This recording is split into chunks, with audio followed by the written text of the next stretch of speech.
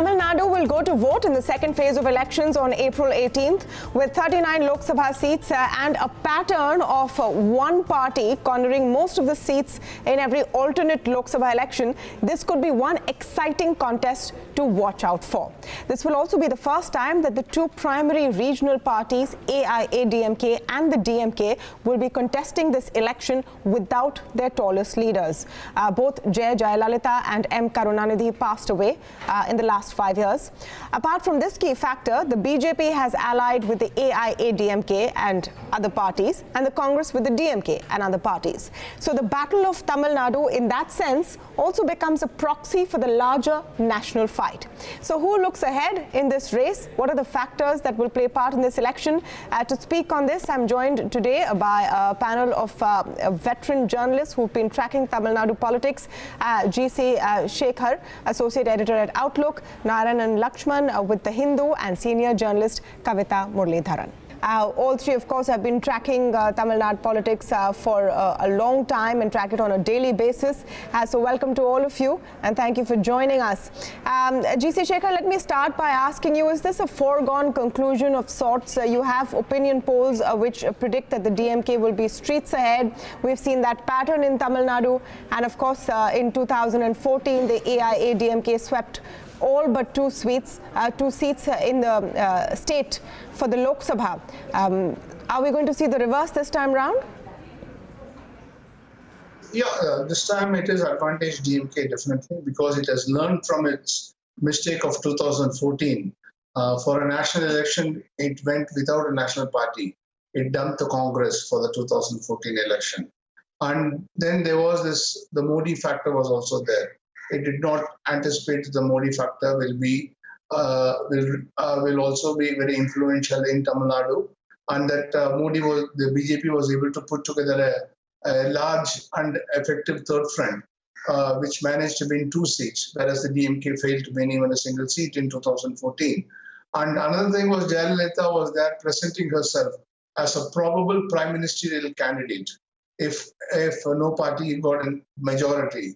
So that also helped her to get 37 seats. The 37 seats are attributable to the fact that people of the state saw Jayalalitha as a prime ministerial candidate, whereas the DMK had no one to offer. So that is one of the reasons. So this time the DMK has been much smarter. It has been faster off the blocks. So it has roped in the Congress. It kept the two left and the VCK and other parties together. And it has put together, it has even been quite easy in seat distribution, handing over Congress as many as 9 seats in Tamil Nadu. That could be the only chink in the DMK friend's armor, the generosity of the DMK in giving Congress 9 seats. Otherwise, I feel that the DMK is on a very strong wicket. And I wouldn't be surprised. My guess is that the DMK will win at least 30 seats as we enter the last 2 weeks and the next as we enter the final stretch of the election. Narayanan Lakshman, Mr. Shekhar spoke about the chink in the armor. The other point is also that who's the prime ministerial candidate? We know that people should be looking at the MPs and the choices of MPs in their area, but this is a general election. And Stalin has said very clearly that he supports Rahul Gandhi's, prime ministership or his candidacy. We know it's Narendra Modi from the other side. Do you think that this will play a factor? Well, it could be, Damana, because yes, you do get a feeling that between Narendra Modi and Rahul Gandhi, there are people who are trying to edge this into becoming a presidential style politics rather than parliamentary or even a much more local or regional style of politics and campaigning. But let's face it, at the end of the day, the people of Tamil Nadu have always had their own unique perspective on what is good politically for the common Tamil man and woman. And that view or that vision of what is good for them has quite often, if not very regularly, varied considerably from what these central parties or national parties, whether the Congress or the BJP, have had as their vision. So you have, again, the backdrop of the Dravidian movement, and certainly I think the point is well taken that it's going through a very big inflection point after the demise of Jayalalitha and then Karunanidhi. But at the same time, I would not discount that the voters of the state will take their own view on things. And I think a lot of local and state level issues will continue to matter. That's why I feel that while people may talk about prime ministerial candidates and even talk about how Jayalalitha might have been one in 2014, I think the real focus is how are state level leaders, even in a Lok Sabha election, how are their capabilities, how are they empowered to deliver on the ground? Even an MP has the ability to, through the parliamentary mechanisms, to bring funds and deliver goods and services on the ground to their constituencies. So people here tend to see this whole election often through that lens. Of course, there will be certain parts of the demographic which will be looking at, their ideological affinity to the BJP, their Hindutva politics, or there may be a group of people who have a liberal or a secular view who may tend towards the Congress. But at the end of the day, it's going to come down to these two Dravidian parties, I think, as the leaders of their two alliances. And between the two of them, the DMK certainly has had a less disruptive transition in the aftermath of the leaders passing. Kavita, how do you see the scenario as it's emerging? And also to add to this, that there are going to also be elections to, by-poll elections to 18 assembly seats. Yeah. And what part that plays into the picture? Okay, I basically think for the ADMK, the by-polls are going to be more important, and I think the ADMK is treating the by-polls as more important because it will decide the future of the ruling dispensation in the state. And as GC Shekhar rightly pointed out, Jayalalitha had positioned herself as a national leader. Even in 2014, she coined this slogan, Lady or Modi, and she faced the elections. But now it's come down to, calling Narendra Modi the grandfather of Tamil Nadu, grandfather of the ADMK. So I think from that kind of scaling down will not go down well with people of Tamil Nadu, I think. So it's going to be a very tough election for the ADMK. I think for the ADMK, it's going to be a do or die battle. But my hunch is they are going to focus more on by-elections because that is going to decide their next 2 years in tenure. And that is going to be most important for the ADMK's larger future. Yeah, I mean, I remember that quote from AIADMK leader saying that, Modi is our daddy. And you have a point about how that will go down with voters. But let me come to you, Narayan and Lakshman, on, what you're picking up from the ground. What are the issues that people are talking about, or is it all focused on, the outcome on a national scale? I think it's focused on both in a sense, because obviously at the national level, this is the chance that people have to make their voices count. And I think there is a sense of maybe disappointment that at the end of 5 years, the promises maybe made in 2014 about job creation and the whole Achhe Din promise has not been delivered. And then there were the two shocks that came from demonetization and GST, which has set back a lot of the small traders, the cash-based businesses, and even the smaller companies which do not have the systems to cope with GST requirements. So I think there may be some economic pain that is working its way through the system and will have its impact on the ultimate voting pattern that you're going to see here. But at the same time, as I said, people are taking a bigger picture view as well of this. So everything from the recent skirmishes with Pakistan will matter. So will this whole thing about do we want to give Hindutva politics a space in this state or not?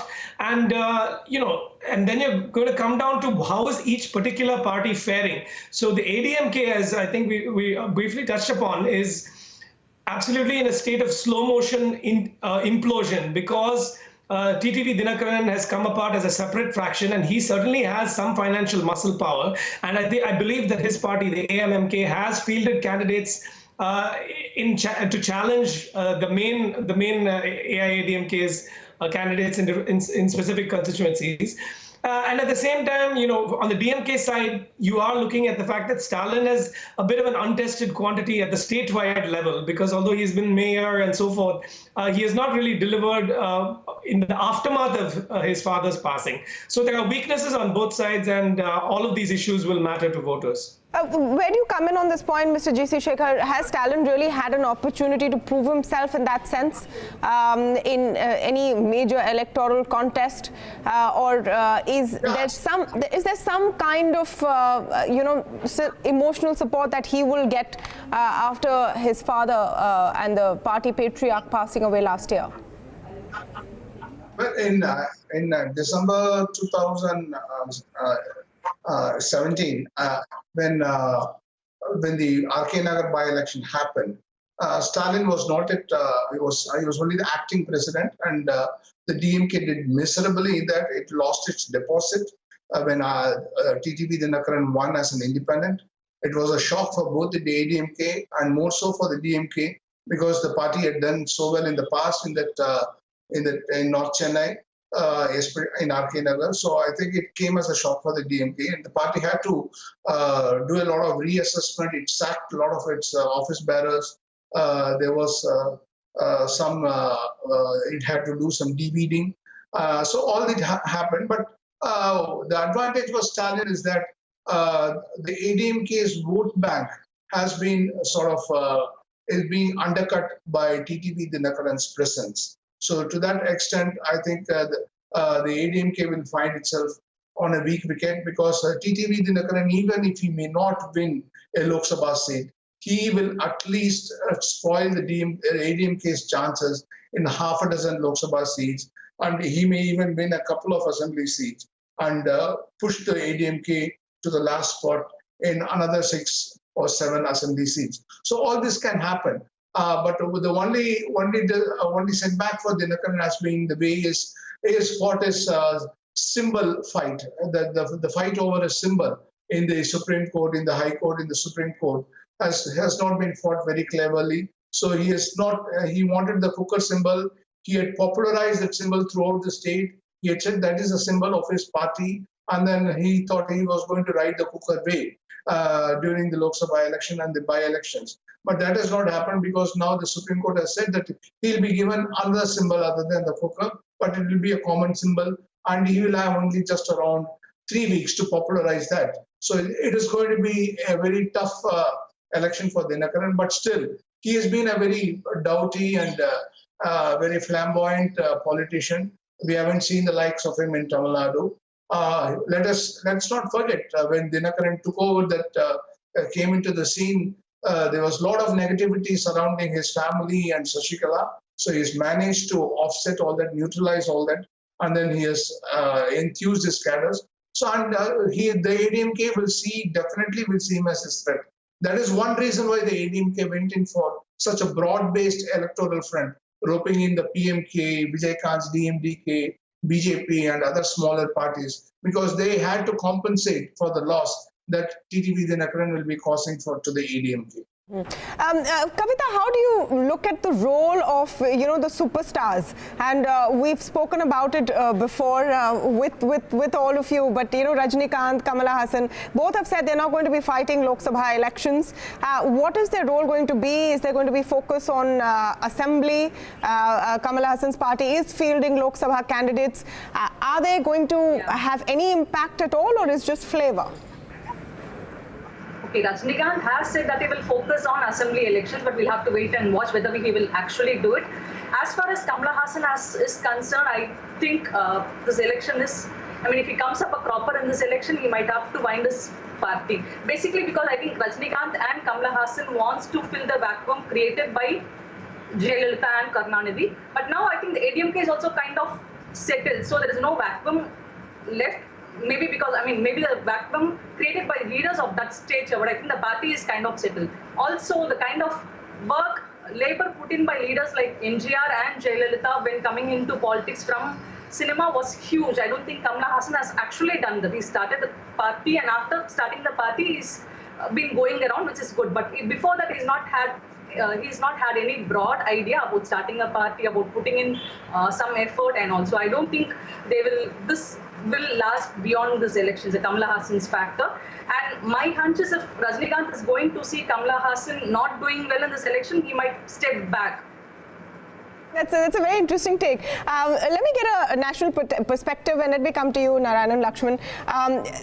Considering it's a block of 39 seats, and the patterns usually have been that either of the two regional players corners a large chunk of those seats. By that logic, it's the DMK's turn, so to speak. That's what opinion polls are also predicting, and they are allying with the Congress, a part of the UPA. Do you think that means that there is a scenario where they could play, this regional party could play a very important key role and a contribution of a decent chunk of seats to the larger picture?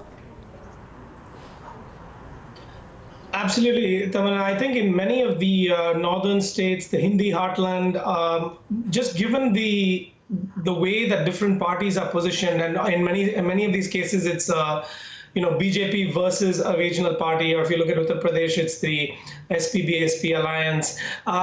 In a sense, the political space is saturated across many of those states, and in that regard, Tamil Nadu and maybe several other South Indian states are well positioned to be the deciders. They could decisively change which way the overall Lok Sabha tally within 543 it moves. So I think in that regard, yes, the DMK may be in a position to get a lead.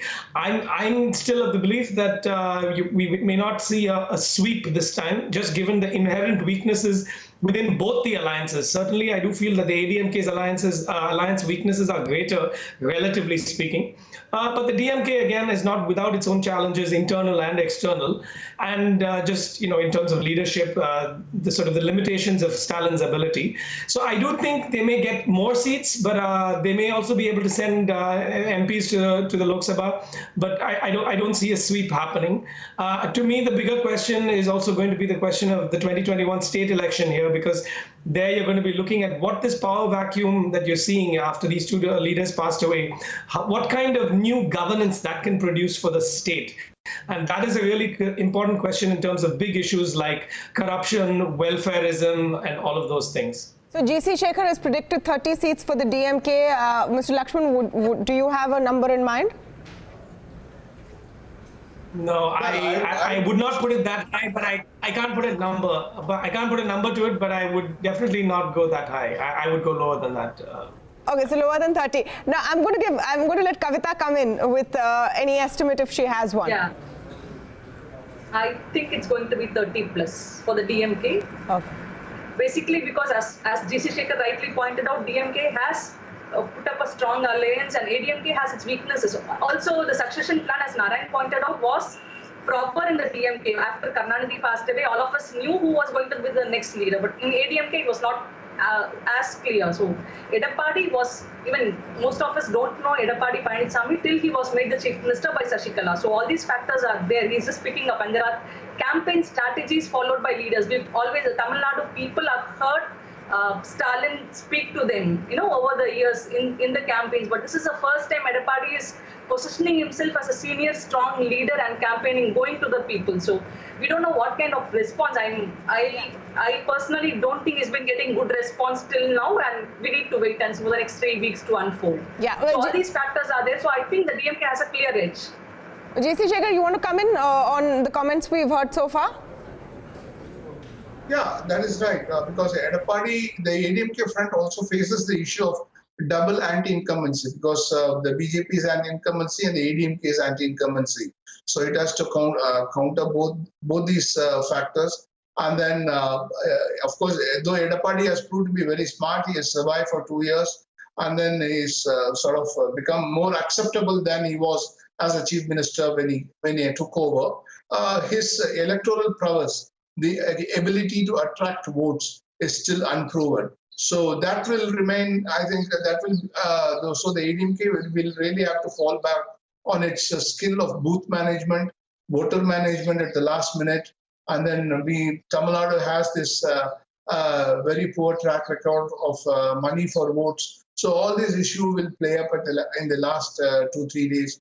I think that could also decide the way the elections go. But I still feel the DMK stands a good chance. I still feel that they'll win around 30 seats in Tamil Nadu. If they win anything less, then I think I would blame it squarely on Stalin's generosity in giving Congress 9 seats in Tamil Nadu. All right, so transferability of votes between the parties will also be a factor to look out for. Thank you so much to all of you for joining us today and giving us a sense of what are the key factors in this big battle brewing with 39 seats. Tamil Nadu is indeed going to be an exciting contest. A lot of new factors coming into play at this time, and like one of our panelists said, it could be a key determinant into what happens in the big national picture. Thank you for joining us.